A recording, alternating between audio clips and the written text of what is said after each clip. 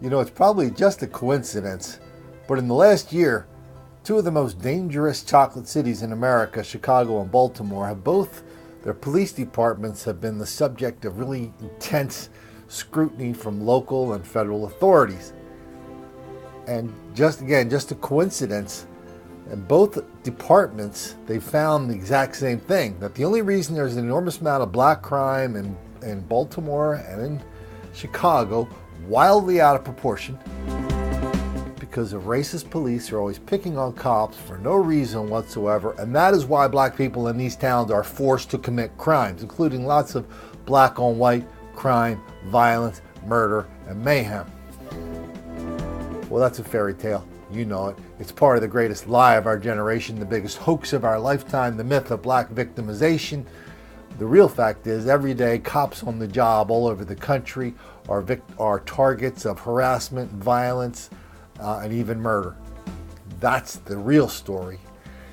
And if you need a reminder, here's two things that were in the news in the last couple days.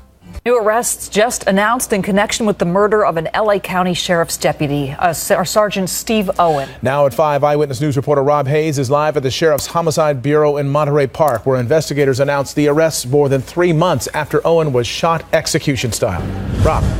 Yeah, that's right. Sheriff's detectives finally made those arrests yesterday, piecing together phone and text messages that they say prove a plot to help that suspected cop killer get away. When LA County Sheriff's Deputy Steve Owen was shot and killed last October, the immediate focus for fellow deputies was catching the man who pulled the trigger. Arrested that day, 27-year-old Trenton Lovell. In the hours after the shooting, investigators say Lovell was on the loose, eventually taking 2 children hostage before he was caught. Today, we're learning he may have had gang associates on the way to help him escape. They were very close. LA County Sheriff's Captain Steve Katz says those alleged accomplices are now in custody. 5 of them: 31-year-old Lydell Hurd, 28-year-old Robert Thomas, 24-year-old Richard Cowley, 27-year-old Larry Johnson, and 18-year-old Deshaun Peterson. All tied to Lovell that day by phone calls and texts. He was looking to get out of that containment. He was looking to get away from that very violent act that he committed, and he was looking for people that he felt comfortable he could reach out to get that help from. Lovell didn't escape that day. He's in custody, charged with murder. Now the 5 new suspects are behind bars as well. The fact that these individuals would now think to aid or assist or help in any way is simply makes them a part of that act. Investigators say the 5 will most likely be charged with aiding and abetting. Meantime, those new arrests also led detectives to weapons and narcotics, which they say will result in even more charges. Police investigating a crime that hurt one of their own Monday morning. Shortly before 10, a Norfolk sergeant left this Dunkin' Donuts on North Military Highway. He was not on a call. As he walked to his patrol vehicle, investigators say 51-year-old Patrick Bright approached and tossed a liquid chemical onto the sergeant's face, then fled. I couldn't even imagine. I just think it's a real shame what this world has come to. Badly burned, the sergeant chased Bright and called for backup. By 10:45, the suspect was arrested on East Virginia Beach Boulevard. That's good, definitely. Awesome. He deserves to have a very long prison term for that. The sergeant was taken to the hospital and released this afternoon. Police plan to submit the chemical used in the attack to a state lab to determine what exactly it was. The chief of police declining interviews Monday to focus on the welfare of his officers.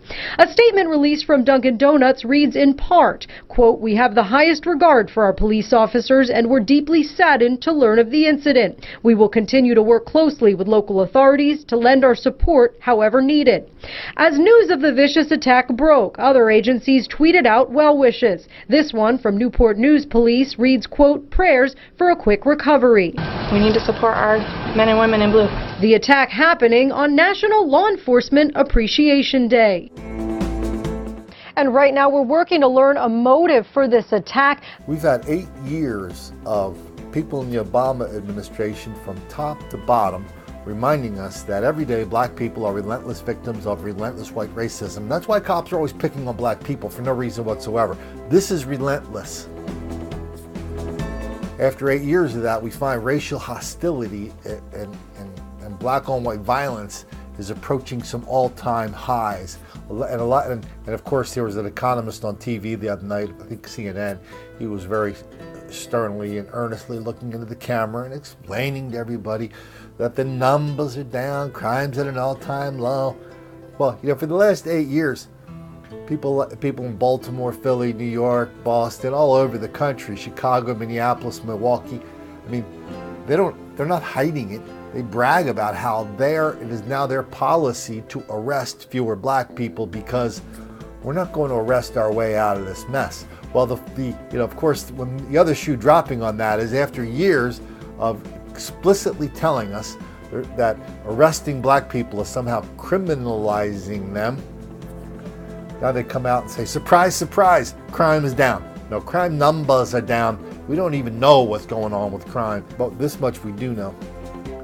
You can ask any cop about this, and there was a big study on this the other day. We did a video on. We've been talking about this for years. Ask any cop about day to day the level of black-on cop violence, harassment, taunting, threats that they get.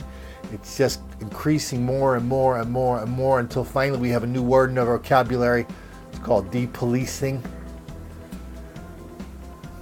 Cops are arresting fewer black people as part of their everyday job, because it is now the policy of the federal government of the United States of America and many, many police departments around the country. When it comes to policing, when it comes to arresting, when it comes to enforcing the law, our number one priority is don't make the black kids angry.